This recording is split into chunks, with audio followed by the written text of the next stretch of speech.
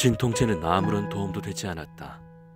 그렇게 한 주, 두 주가 지나감에 따라 내가 나아질 것이라는 희망이 점차 사그라들었고 나는 우울해지기 시작했다.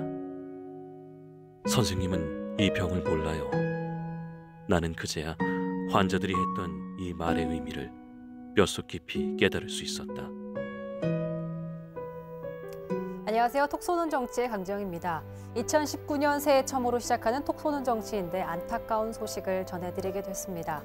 앞서 들으신 내용은 지난달 31일 우울증을 앓고 있는 환자에게 목숨을 잃은 강북 삼성병원 정신의학과 임세원 교수에 져서 죽고 싶은 사람은 없다의 일부를 발췌한 겁니다.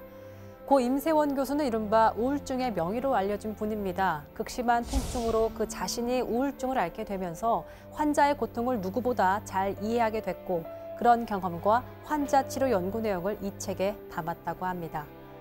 임세원 교수를 숨지게 한 박모 씨는 그의 환자였습니다. 임 교수와 상담하던 중에 돌연 흉기로 찌르고 임 교수가 도망가자 그 뒤를 쫓아가 끝내 가슴 부위를 여러 차례 찔렀습니다. 중앙일보 보도에 따르면 임 교수는 마지막까지 간호사들을 대피시키고 자신은 정작 피하지 못하고 죽음을 맞이했다고 합니다. 경찰은 어제 범인 박 씨에 대해 구속영장을 신청했는데요. 3시부터 영장심사 진행되고 있습니다. 심사를 받으러 가는 도중 기자들의 질문이 이어졌지만 아무런 답도 하지 않았습니다. 범행 저지른 이유 뭐예요? 네? 범행이셨나요? 범행 저지른 이유 원한 있었어요? 왜 죽였어요? 범행 저지른 이유 뭐예요? 예? 범행 저지른 이유 뭡니까? 뒤로. 예. 유가족들한테 하신 말씀 없어요?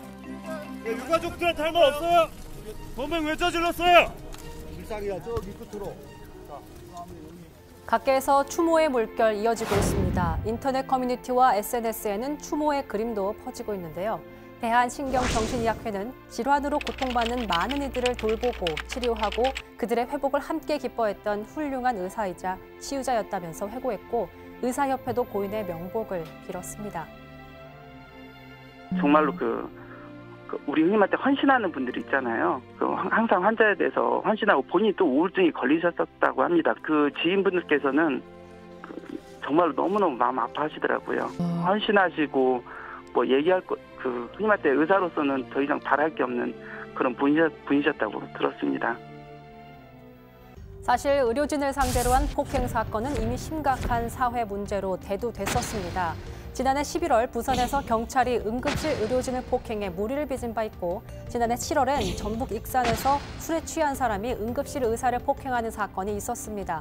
때문에 국회에서 응급실 폭행 처벌을 강화하는 응급의료에 관한 법률 개정안이 통과됐었습니다. 하지만 응급실뿐 아니라 의료진 모두에게 안전한 환경이 조성돼야 한다는 지적이 나오고 있습니다. 의료기관 전체, 즉 그렇다고 해서 다른 데도 환자에서 일반 외래에서도 환자 다 보거든요. 근데 그 부분은 결국 이제 의료법에 관계된 문제입니다. 근데 여기서도 의료인 폭행 방지에 관한 조항이 있긴 한데요. 좀 실효성이 조금 부족한 건 사실입니다. 예, 이번에 이 부분도 좀 같이 개정하려고 했는데 이 부분은 이거 좀 계류된 상태입니다. 이런 가운데 고인의 유족은 마음이 아픈 사람들이 편견과 차별 없이 언제든 쉽게 도움을 받을 수 있는 사회, 안전한 진료 환경을 만들어달라고 부탁했습니다. 고인의 유지가 제대로 이루어지길 바라며 다시 한번 삼가 고인의 명복을 빌겠습니다.